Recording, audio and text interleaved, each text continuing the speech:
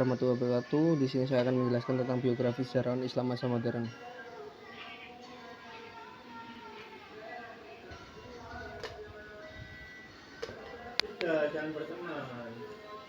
Oke, biografi Al-Jabarti. Al-Jabarti lahir pada 1753. Dia bernama lengkap Abdurrahman bin Hasan Al-Jabarti.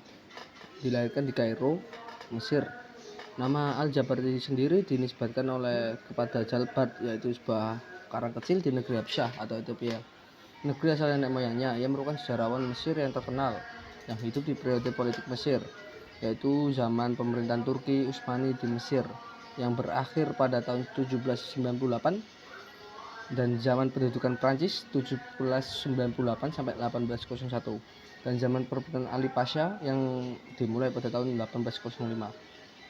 Keluarga Al-Jabarti sebagai keluarga ulama yang mengajari pusat komunitas atau riwak warga Jawa Barat di Kairo. Yang paling terkenal di antara mereka ialah ayah Al-Jabarti, yaitu Hasan Al-Jabarti, sebagai ahli ilmu keagamaan Islam dan ilmu pasti, terutama astronomi. Selain mengajarkan ilmu falak di Universitas Al-Azhar, rumahnya menjadi tempat pertemuan para ulama-ulama dan tokoh agama dari berbagai tempat. Di samping itu juga dari lingkungan inilah Jabarti kecil tumbuh dewasa. Ternyata ia mengikuti jejak sebagian besar keluarganya yang mengabdikan diri kepada ilmu pengetahuan, terutama sejarah. Hal ini yang membuat Al-Jabarti juga sangat mencintai ilmu pengetahuan hingga dia menjadi ilmuwan besar sepanjang kepenulisan sejarah Islam. Al-Jabarti menempuh pendidikan formal pertamanya di Madrasah As-Saniyah di Kairo. Di samping menuntut ilmu di madrasah, di waktu yang sama sepulang sekolah ia juga belajar ilmu agama dari ayahnya, dari ulama-ulama yang datang juga. Setelah itu, Jabarti melanjutkan pendidikannya di Al-Azhar sambil terus belajar ilmu astronomi, matematika, dan hikmah dari ayahnya. Pendidikan yang dilaluinya sampai ayahnya meninggal dunia pada 1179 Hijriah. Ketika ia masih berusia 21 tahun, dalam melakukan ilmu Al-Jabarti sebenarnya ia melanjutkan tradisi ilmiah yang dikembangkan oleh anggota keluarganya terdahulu. Sebagaimana ayahnya, ia juga menjadi seorang ulama besar di Al-Azhar Kairo. Samping itu, dia juga memberi pengajian di masjid-masjid dan rumahnya ketika usia senjanya. Al-Jabarti menghabiskan untuk mendekatkan diri kepada Allah sampai meninggal pada tahun 1237 Hijriah atau 1822 Masehi. Dalam perjalanan dari kediamannya menuju Kairo.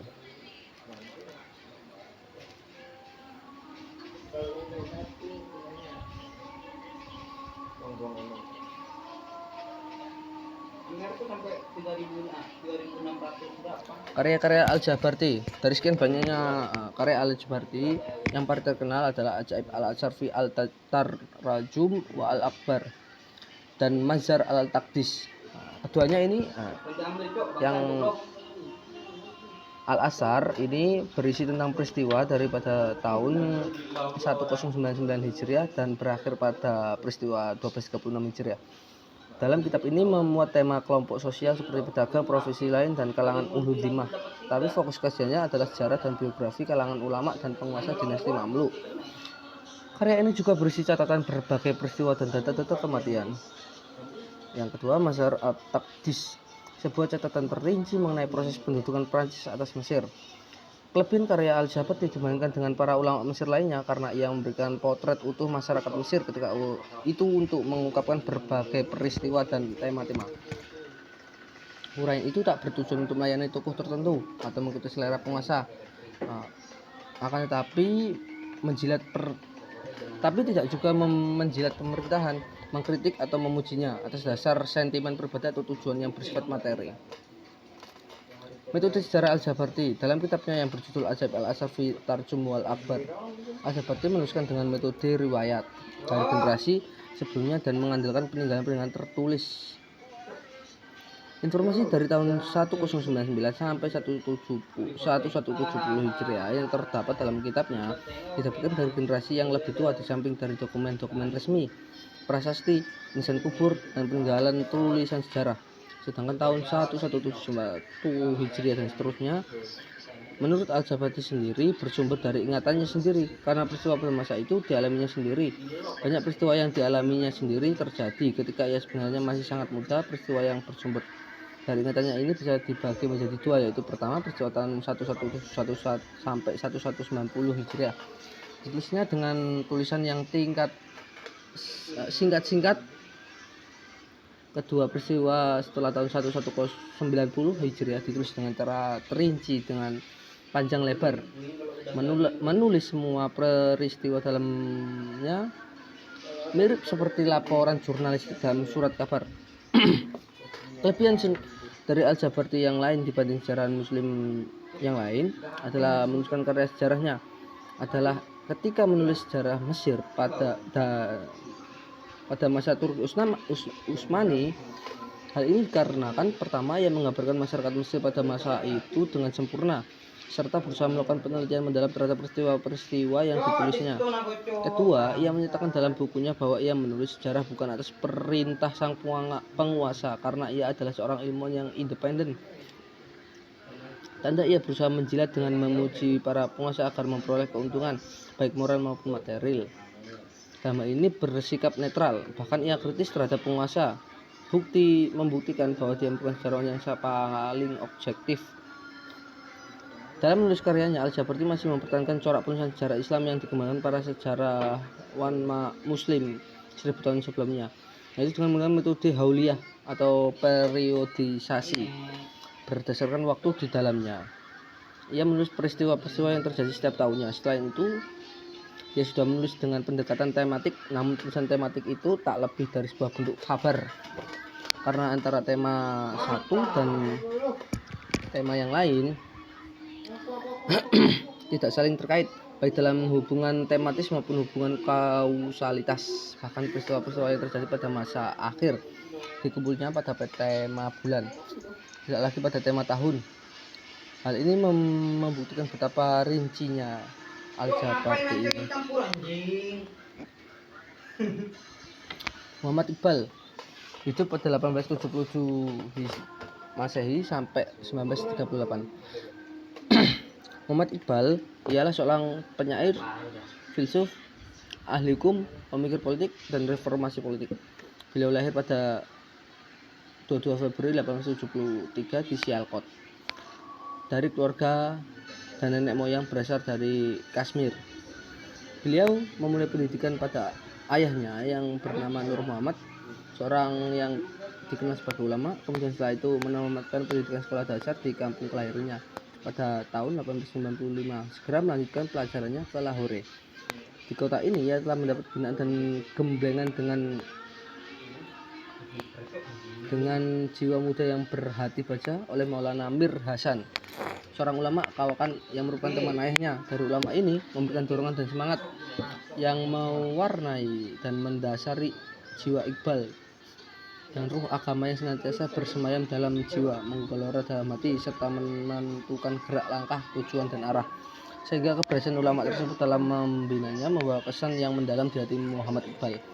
Selain itu, sebagai penyair, Muhammad Iqbal merupakan ahli politik terkemuka, yang mana sumbangan dan perjuangan merupakan modal pokok terbentuknya negara Republik Islam Pakistan di barat laut India. Di samping ahli politik, beliau juga ahli pendidikan dan pengacara yang dijabatnya sejak 1908 sampai 1937. Tujuan utamanya hanya sekedar untuk menarik hidup. Beliau jujur dan ramah sehingga tidak pernah menerima suatu perkara kalau sudah diyakinkan bahwa perkara itu tidak dapat dibela oleh. Begitulah Muhammad Iqbal. Masih banyak bidang-bidang yang dikuasainya dan pengaruh sedemikian besarnya sebagai penyair maupun filsuf abadi. Dia berikan sebagai nama beberapa lembah di Jerman, Italia, dan negara-negara lainnya. Dan dalam penderitaan sakit yang begitu lama, beliau juga berpesan melalui syairnya, yaitu, "Kukatakan padamu, tanda seorang mukmin, bila maut datang akan merekah senyum di bibir." Bahkan setengah jam sebelum mengembuskan nafas terakhir, beliau masih sempat membisikkan sajaknya yang terkenal. Modal perpisahan boleh menggema atau tidak, bunyi nafri boleh bertiup lagi dari Hijaz atau tidak. Saat si fakir telah sampai ke batas akhir, pujangga lain boleh datang atau tidak. Dan kata paling terakhir sekali yang diucapkan beliau adalah Allah. Baiklah, fajar 21 April 1938 menjelang matahari terbit ia meninggal di kota lahirnya. Karya-karya Muhammad Iqbal. Yang pertama, Payam al-Masrikh, karya dalam bahasa Persia yang terbit di Lahore pada tahun 1823, versi Inggrisnya terjemahan R.A. Nicholson yang berjudul The Message of the East tahun 1920, berisi tentang filosofi, kisah hidupnya, Perang Dunia I yang dibuat syair.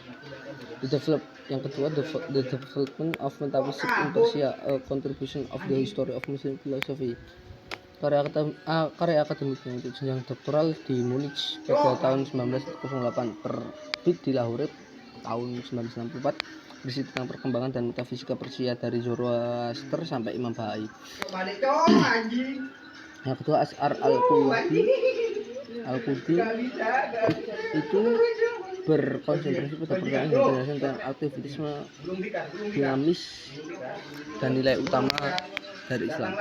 Terbitnya karya Asrar al-Qurdi pada tahun 1918 di Lahore, versi Inggrisnya salah satunya terbit R.A. Nicholson berjudul The Secret of the Self-Philosophical Boom tahun 1920 dan di Lahore pada 1990.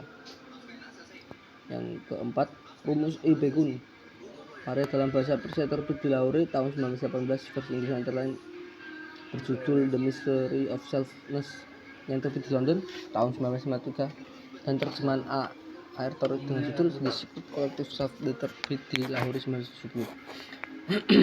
Yang kelima, Bang Idara, karya dalam bahasa Urdu terbitan tahun 1924 dan diterjemahkan dengan judul The Companion and the Aswar, terbit di Lahore tahun 1950.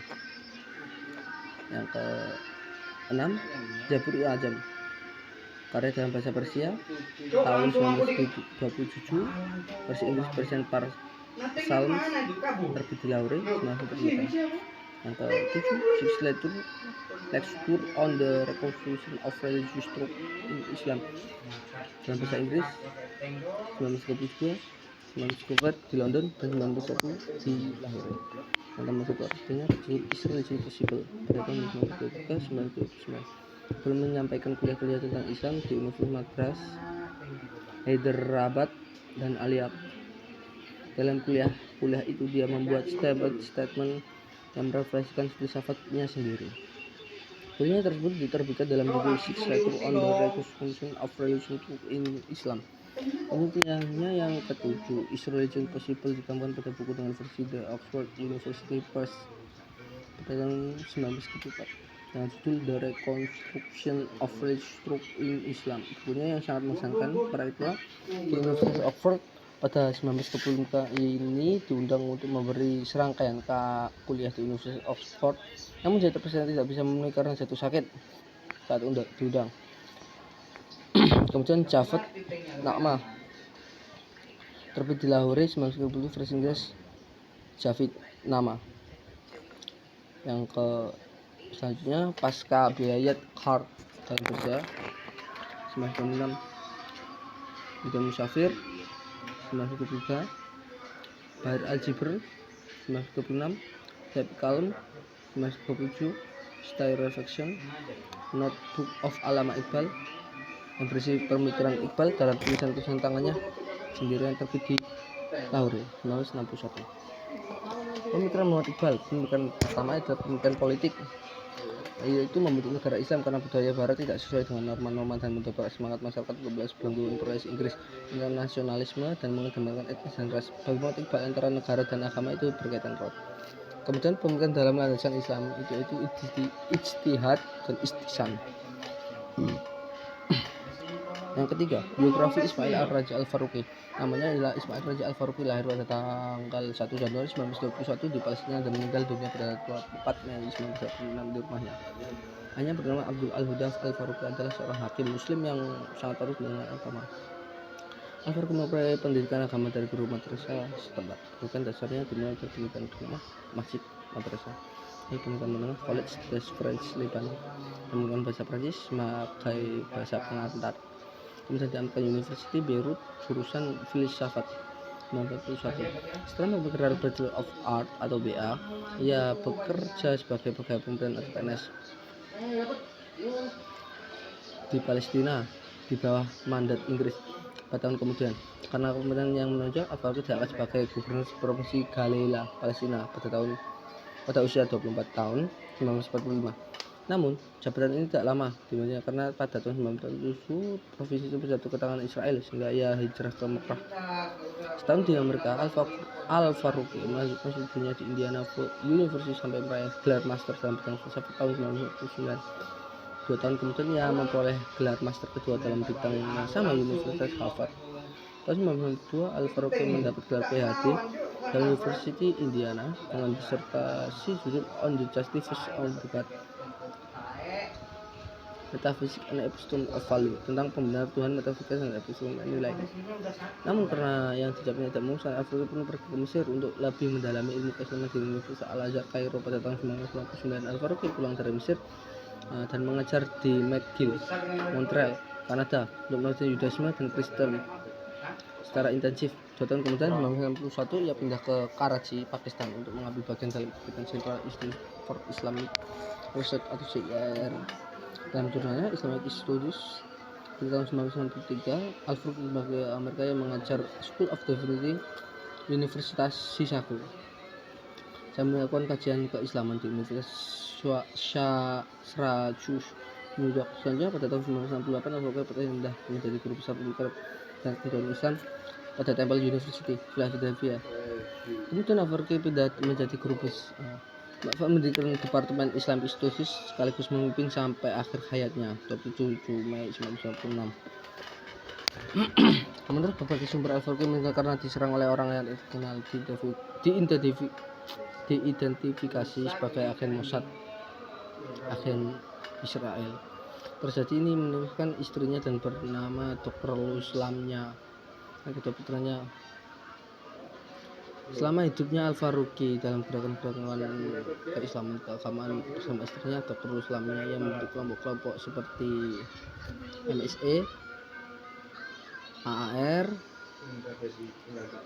kemudian The Association of Muslim Social Association atau MSS, ISNA, Islamic Society of North America, menerbitkan jurnal of Islamic Social Science (AJIS) dan monumental dengan The Internet. Karya-karya Ismail,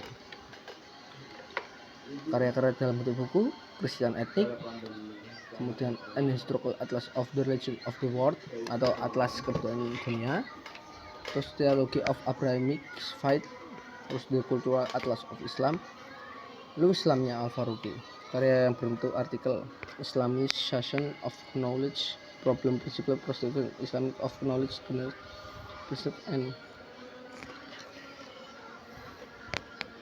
kemudian The Essay of Islamic Civilization Toward Islamic English, Islamization, Social Science, Science and Traditional Values in Islamic Society, Social and Natural Science, The Islamic Perspective, Divine Transcendence and in Expression on the Nature of Work and of Art in Islam, kemudian Urfa and Religion, Misconception of the Nature of the Work Art in Islam, Islam and Art, Johor Al-Hidro Al-Islami. Oke, sekian dari saya. Wassalam.